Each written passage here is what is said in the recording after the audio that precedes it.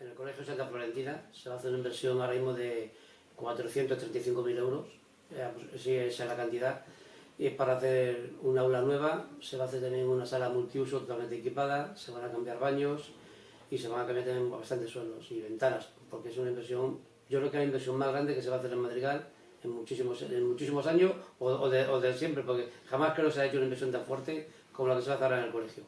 Fue una prioridad que dimos nosotros desde que llegamos aquí al ayuntamiento, que había que hacer una obra importante en el colegio para dar a la comunidad a los niños, porque además que hace falta al colegio, está totalmente desfasado y es una inversión muy importante. El tiempo de ejecución creo que son 18 meses, y ha salido ya la licitación, el contrato, tienen de plazo hasta el día 25. Viene todo a través de la Junta de Extremadura, de la Consejería de Sanidad y Empleo, Trabajo y Empleo.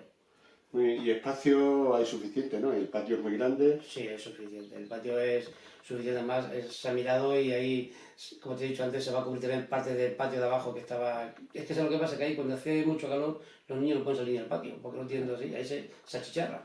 Y cuando hace frío y llueve tampoco pueden salir. Entonces la sala de multiuso le va a servir para todas estas cosas, que siga haciendo sus actividades dentro de la sala y no tenga ningún problema para salir.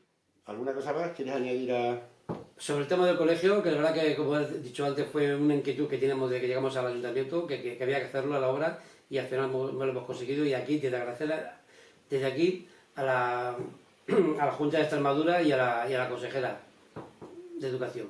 Darle las gracias públicamente, porque la verdad que se ha portado estupendamente con nosotros.